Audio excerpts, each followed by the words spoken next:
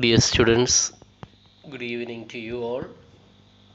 In this particular class, let us learn poem number 1, The Darkling Thrush, written by Thomas Hardy.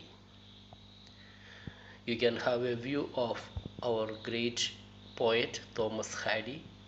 His lifespan was from 1840 to 1928.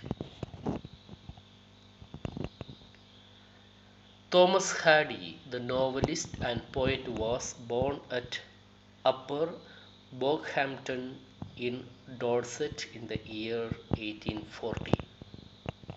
This birthplace was being later referred to as Wessex in his novels. As the son of Thomas Hardy Sir, who was a builder and a master mason, he was trained as an architect, but he soon gave up that choice of career to seek his true calling as a writer in the year 1874. In that same year, his first novel, Far from the Madding Crowd, was published to be an instant success.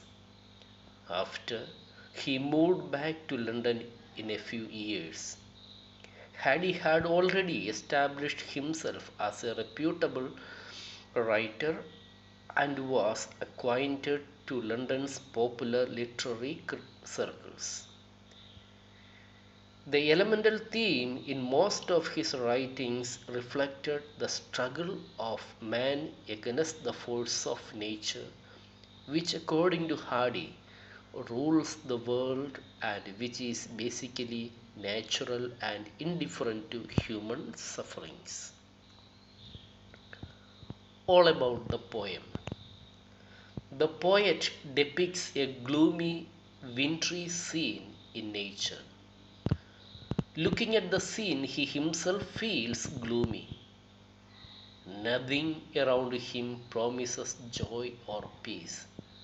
Suddenly, the happy song of an old thrush startles the poet, and he wonders what has made the bird happy. He feels that the bird might have some happy expectation. You can have a view of the image of thrush bird, how beautiful and lovely it looks. Focal points of the poem. The speaker on a frosty evening is leaning on a gate which leads to a small forest.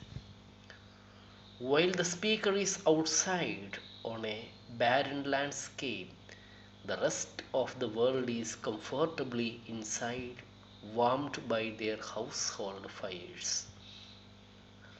The sharp outlines of the winter landscape seem to the speaker like the sharp features of the crops of the dying 19th century.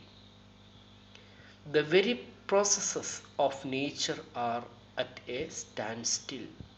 Every spirit on the planet seems as lifeless as a speaker. A bird suddenly appears and sings a song disrupting the silence of the death. The speaker is unaware of the causes that makes the bird so happy in such a dark landscape. The old and frail bird has some underlying blesses hope, which the poet does not have but longs for it. Let us listen the poem once. I leaned upon a Coptic gate when frost was sceptre grey, and winter's drudges made desolate the weakening eye of day. The tangled vine stems covered the sky like strings of broken lyres, and all mankind that haunted nay had sought their household fires. The land's sharp features seemed to be the century's crops outlined. His crypt the cloudy canopy, the wind his death lament. The ancient pulse of gem and birth was shrunken hard and dry, and every spirit upon earth seemed favorless as I. At once a voice arose among the bleak twigs overhead in a full hearted evening even song of joy limited. An aged thrush, frail, gowned and small, in blast befuddled plum, had chosen thus to fling his soul upon the growing bloom. So little cause for carolings of such ecstatic sound was written on terrestrial things, afar or nay around, that I could think there trembled through his happy good night air some blessed hope whereof he knew and I was unaware. The key points of the summary which you need to develop for your answer. The first stanza it explains about the bleak winter scene.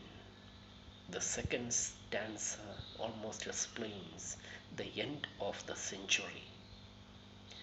The third stanza tells about the sudden unexpected voice, the song sung by the thrush.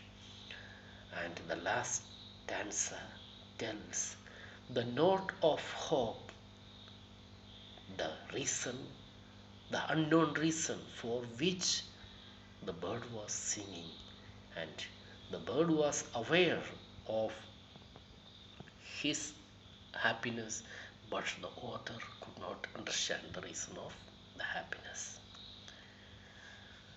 The theme of this poem, there are two themes highlighted here in this poem. The first theme is the nature, how the nature looks like in the winter season.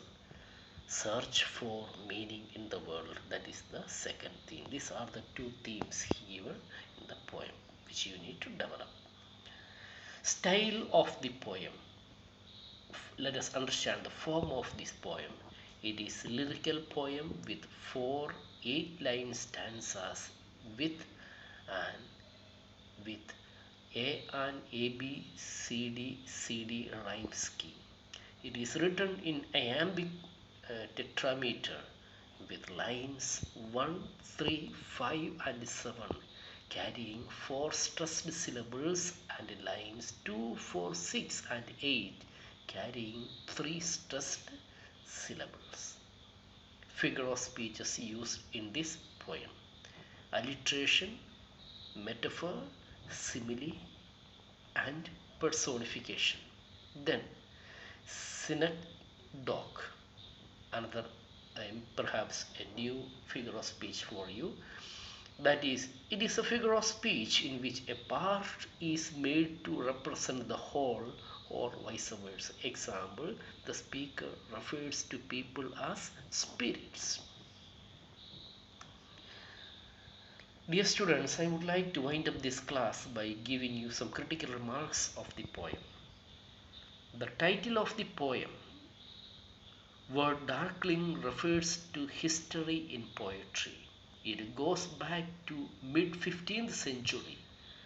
Two meanings of darkling: darkness, that is becoming dark, and obscure. The title purposely used to indicate the long poetic history. First two stanzas, it tells or explains world appears physically dead, the dead condition of the world. Last two stanzas, nature as represented by the singing thrush displays a sudden vigor, new hope, new energy, new vitality. Poet do not know the reason of birds singing a dull situation, but it brings hope and joy in the mind of the poet. The song of the bird at night, through full of joy and hope, does not bring any hope for the future and is uh, future and is as obscure as night. Thus, the Darkling Thrush is an apt, suggestive, and convincing title for the poem. Dear students, hope you have understood this class. Please make your own personal preparations for your examination and other detailed studies. Thank you very much. Have a nice day.